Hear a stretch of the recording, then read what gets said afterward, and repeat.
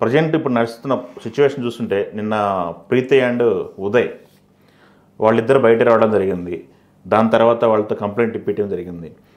ఏంటి ఈ కేసుని చాలా రోజుల నుంచి మీరు స్టడీ చేస్తున్నారు, ఈ కేసులో జరుగుతున్నటువంటి డెవలప్మెంట్స్ ఏంటి? కేస్ డెవలప్మెంట్స్ నేను ముందుగా అంటే ఇంటర్వ్యూ స్టార్ట్ అవ్వడానికన్నా ముందు మీకు ఒక మాట చెప్తాను. చెప్పండి.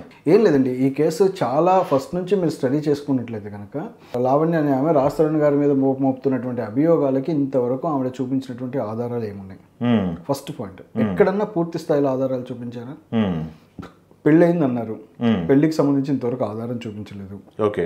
తర్వాత మేము కలిసి ఉన్నాము అనే మాట చెప్తున్నారు, అంటే పెళ్లి కాలేదనే కదా అర్థం.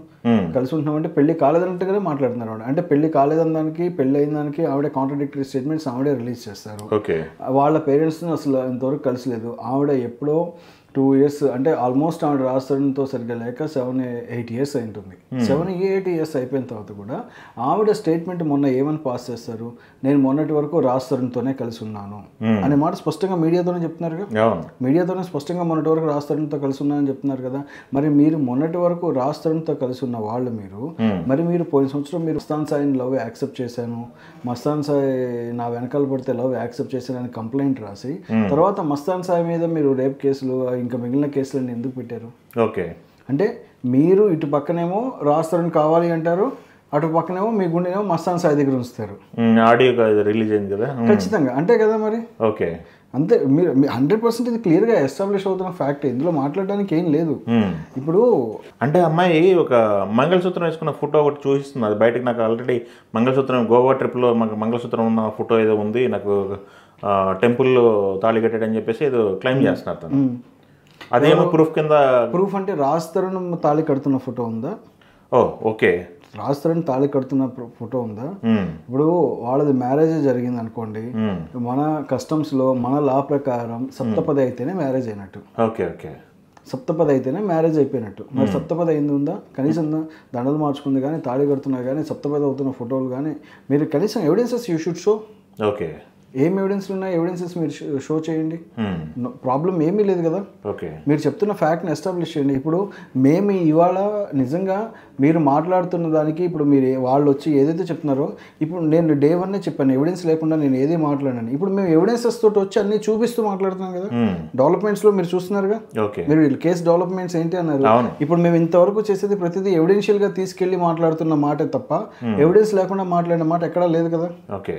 ఇప్పుడు మరి వాళ్ళ దగ్గర ఉన్నది కూడా చూపిమనండి. మరి ఇప్పుడు మీరు అడిగిన మాట చెప్తున్నాను, తాళి కట్టారంటున్నారు, లెట్ ఇట్ షో. ఓకే. జీలకర్ర బెల్లం పెట్టింది చూపించండి, let it show. Okay. Next సప్తపది జరిగింది చూపించండి, లెట్ ఇట్ షో. మీడియా ముందు క్లైమ్ చేస్తుంది 2 times నాకు అబార్షన్ చేయించాడు అని చెప్పేసి రాజస్థాన్ అని చెప్పేసి మీడియా ముందు క్లైమ్ చేస్తున్నారు తను. అదేంటి పరిస్థితి? ఇప్పుడు ఎఫ్ఐఆర్లో ఆ క్లాజ్ ఉందా? అబార్షన్ చేయించినట్టు ఆధారాలు ఉన్నాయా? చూపిమనండి. ఇప్పుడు మీరు అబార్టెడ్ అనే విషయాన్ని మీరు చూపించండి. ఇప్పుడు పోలీస్ స్టేషన్లో ఆమె పెట్టిన కేసు అనేది సంబంధించిన ఎఫ్ఐఆర్ మొత్తం అసలు ఆ ఎఫ్ఐఆర్ నిలబడదండి. ఫస్ట్ పాయింట్, రాజ్ తరుణ్ గారి మీద ఏదైతే ఎఫ్ఐఆర్ పెట్టారో ఆ ఎఫ్ఐఆర్ ఎట్టి పరిస్థితుల్లో నిలబడదు. ఎందుకంటే ఆవిడ ఇప్పుడు పెళ్ళి అయిపోయిందని చెప్పిన ఆవిడ మళ్ళీ నన్ను పెళ్లి చేసుకొని మోసం చేస్తాడని మీరు ఎఫ్ఐఆర్ ఎలా పెడతారు? 2 రకాలుగా ఉంది అది. 2 రకాల కాంట్రాడిక్టరీగా మీరు ఎలా పెడతారు?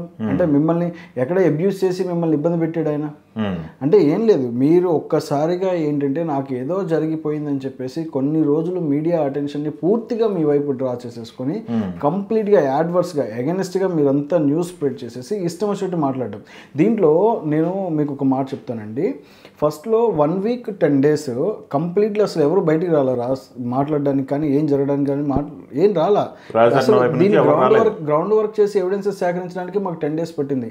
అసలు ఈవిడ మీద ఉన్న ఎఫ్ఐఆర్లు ఏమేమి ఉన్నాయి, ఎక్కడెక్కడ ఏం జరిగాయి, అసలు ఎలా జరుగుతుంది, ఈవిడ హిస్టరీ ఏంటి, క్రిమినల్ బ్యాక్గ్రౌండ్లో ఏమేమి ఉన్నాయి, ఇవాళ మేము షాక్ అవుతున్నాం చూసి. ఇన్వెస్టిగేషన్లో షాక్ అవుతున్నాం. ఈవిడ NDPS యాక్ట్లో ఇన్వాల్వ్ అయి ఉన్నారు, ఈవిడ ఒక పెద్ద డ్రగ్స్ కేసులో ఇన్వాల్వ్ అయి ఉన్నారు. నాట్ సో ఈజీ అది.